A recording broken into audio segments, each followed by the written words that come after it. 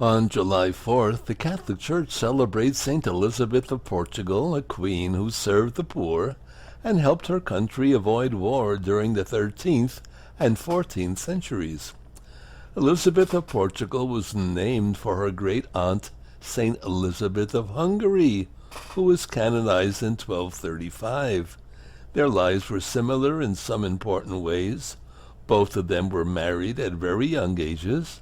They sought to live the precepts of the gospel despite their status as royalty, and finished their lives as members of the Third Order of St. Francis.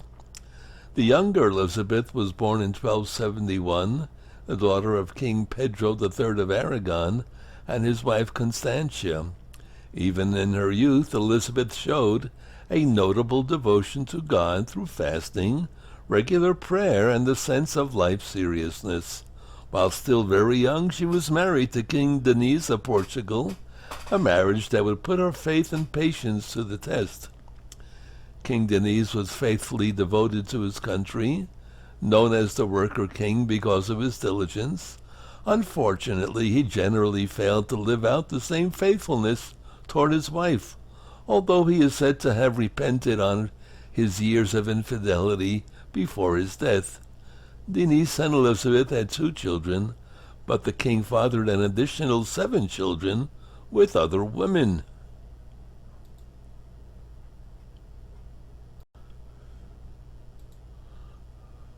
Many members of the king's court likewise embraced or accepted various forms of immorality, and it would have been easy for the young queen to fall into these vices herself.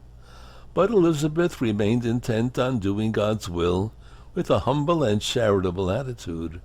Rather than using her status as queen to pursue her own satisfaction, she sought to advance Christ's reign on earth.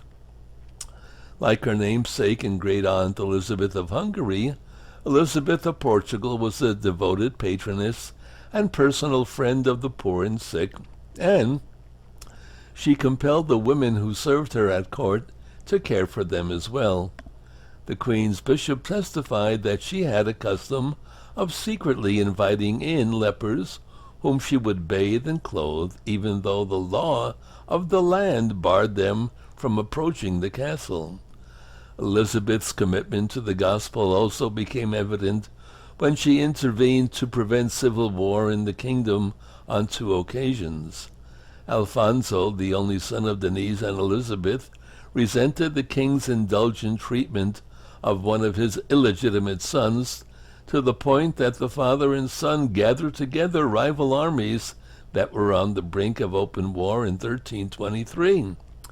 On this occasion, St. Elizabeth placed herself between the 2 opposing armies, insisting that Denis and Alfonso come to terms and make peace with one another. In 1336, the last year of her life, she intervened in a similar manner to prevent her son from waging war against the King of Castile for his poor treatment of Alfonso's own daughter. Following King Denis's death in 1325, Elizabeth had become a Franciscan of the Third Order and had gone to live in a convent that she had established some years before. The testimony of miracles accomplished through her intercession after her death in 1336 contributed to her canonization by Pope Urban VIII in 1625. Saint Elizabeth of Portugal, a good Franciscan saint, was tertiary, and you can be a tertiary too. The most important thing is that you become a saint. That's right.